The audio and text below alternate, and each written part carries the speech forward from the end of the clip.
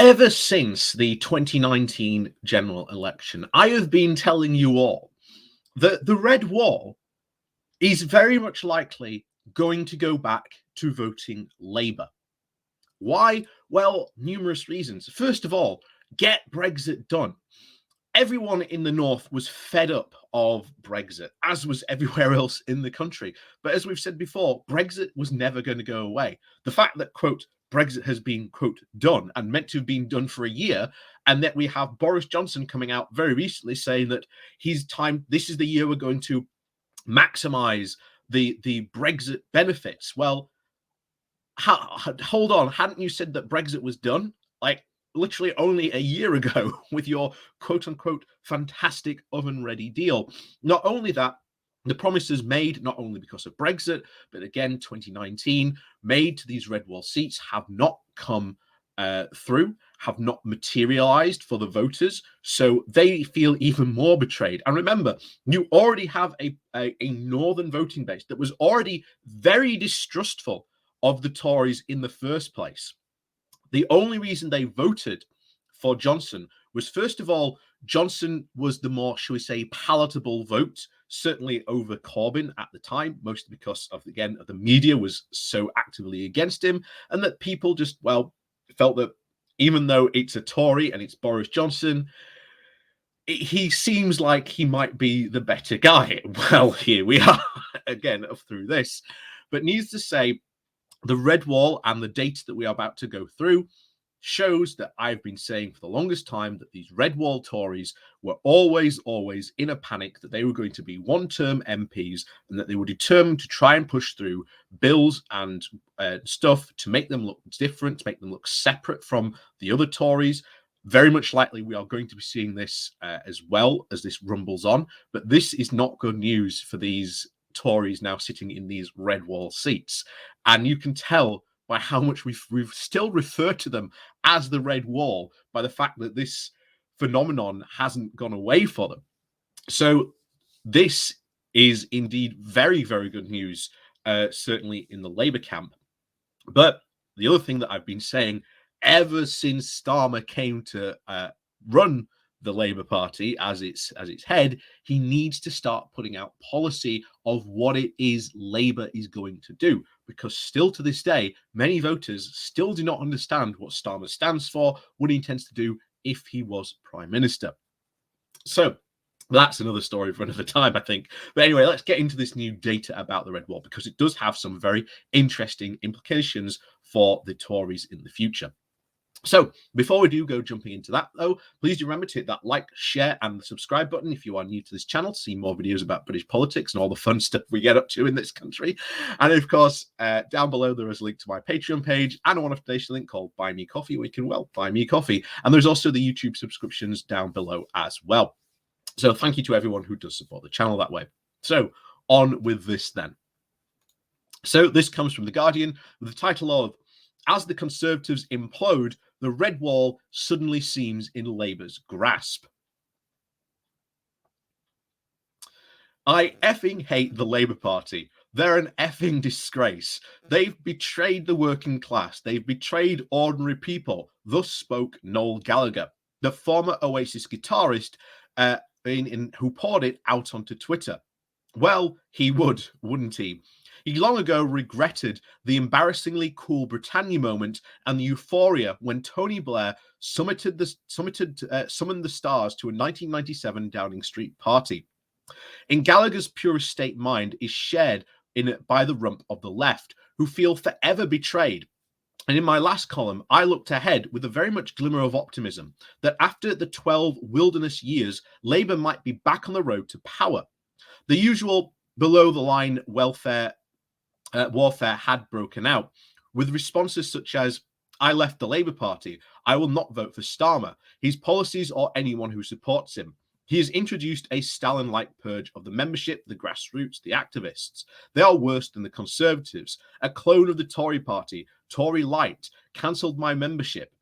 He is a Twitter trope I get called all the time. Polly Tomby and The Guardian have helped out the Tories into power, often accompanied by the hashtag right-wing media. Odd this, as The Guardian and I backed Jeremy Corbyn against Labour and the Tories in 1997, in 2017 and 2019. If only we had such influence, the Tories wouldn't have governed twice as long as Labour all my life. Sometimes I do answer back. Other times I retell what Labour actually achieved when were last in power. Sure Start, tax credits, civil partnerships, more doctors and nurses and beds that help reduce the long hospital waits, increased school and further educational funds, an Equality and Human Rights Commission, free entry to museums, the doubling of foreign aid, free nurseries, lifting more than 1 million of pensioners and millions of children out of absolute poverty, despite the tragedy of Iraq. And again, I want to point that out, that is a lot. That is a lot of good Labour did. And a lot of people on the left like to think that Tony Blair and the Labour government just did nothing at all, and it was just the Iraq war. And yeah, I get it. The Iraq war was bad. I agree with you on that. But what you've got a list there, you cannot tell me that none of those did not have a positive impact. I mean, the fact that they did lift millions of pensioners and millions of children out of poverty. I mean, yeah, but again, that's a contention I have with the left all the time. But anyway, never mind. Continues on. But of course, this legacy just wasn't enough. It was all too easy uprooted, never satisfying the limitless hopes of those of us on the left. Maybe it's an admirable to hold out for better, but I will always back those who I think can best deny the Conservatives' power. And yes, sometimes that means compromising to win votes. As our archaic electoral system kills new parties, creating an existing one is the only viable route for political cause. Labour has had periods of leftist entryism after losing electionism. But suddenly, the online raucous sounds of voices from the past, fringe noises coming out from outside a party that has since transformed itself. Labour's MPs now find local parties no longer locked in warfare.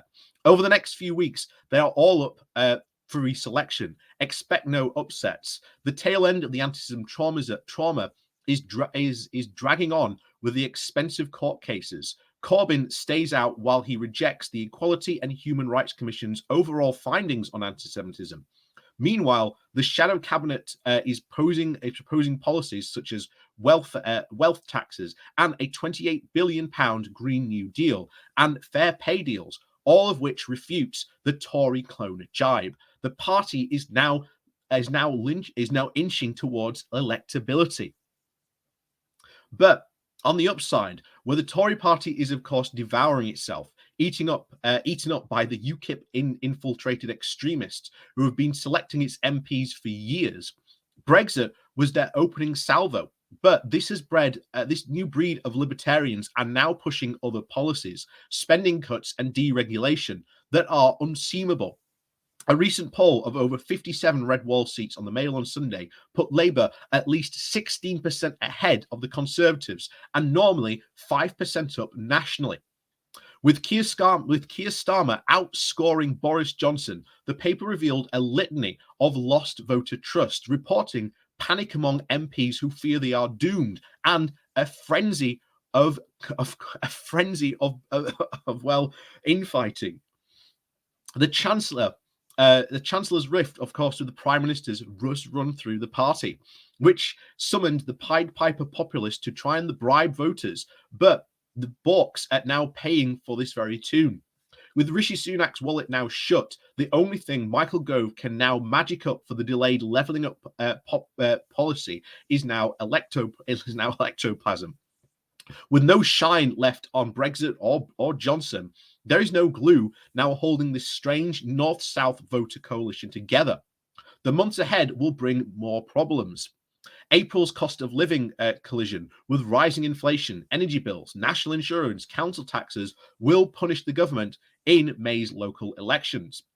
Rarely has Labour ever been quite as out of touch with voters as the brand of libertarianism that is now consuming the Tory party. Nearly 100 Conservative MPs voted against COVID proportions despite the public backing for compulsory passports. The cabinet took a very reckless position on the New Year clubbing, yet the Sunday Telegraph still complained that the nannyism has won.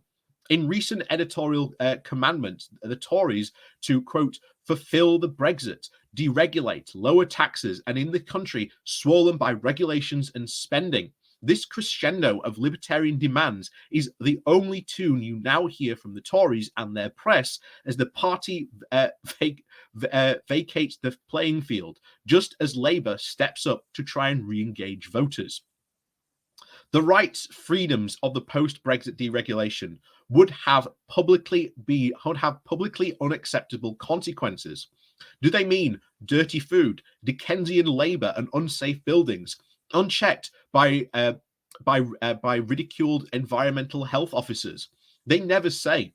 Abandoning their tax rise would leave the NHS and the social care completely collapsing. A new strain of right-wing anarchy is no longer anchored to the old conservative interest in business, agriculture, or even the city. In its new hair of industrialists, farmers, and financiers are now angry at the damage done by their erstwhile party. The Tories now seem unhinged by the Brexit balloon busting. And with the UK losing at least £12 billion of trade in October alone, and the Office for Budget Responsibility estimating that Brexit will cause a 4% drop in GDP, it seems unlikely that this out-of-control party will choose anyone who can bring them all back to earth before an election. If not, the impressive spending cuts and the deregulations will lose them votes, and Labour will be right there, feet firmly planted on the ground. And I completely agree with Polytomby here. I, for one, would have loved Jeremy Corbyn to be Prime Minister. I'm not going to say anything more than that on the idea, but sometimes in a party, you don't get everything you want out of an MP. It sucks, but that's politics. Sometimes you've got to pick the right guy for the right time. And sometimes, as you said, sometimes you have to compromise. But that doesn't mean that we have to abandon everything. There's still so much in the left that we can do. Just like in South Yorkshire, at this very moment in time, we have a Labour socialist running for the mayor of South Yorkshire. There are numerous local Labour candidates who are running for local election in May who are open socialists. This will eventually go up the ladder. Corbyn was right in a lot of his policies. The only problem was, and again, a lot of people are going to hate me for saying it, the problem was Corbyn.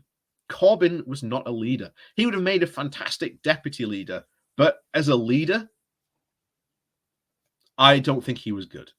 And I know a lot of people on the left are going to hate me for that. But hey, if you want to debate me on this, on why, Starmer is going to be better for the country than, say, Boris Johnson, stand up, because if you don't vote Labour at the next election, then you're practically gifting Boris Boris and the Conservatives another 5 years in power. So again, there's so much to say on this, and I've said this before multiple times, but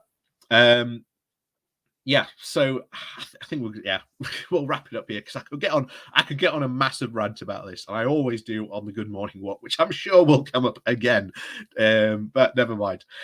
So anyway, as always, thank you very much for watching. Please do remember to hit that like, share, and subscribe button, and of course down below there are links to my Patreon page and a one-off donation link called Buy Me Coffee, where you can buy me a coffee. And as always, thank you very much for watching, and we'll see you all next time.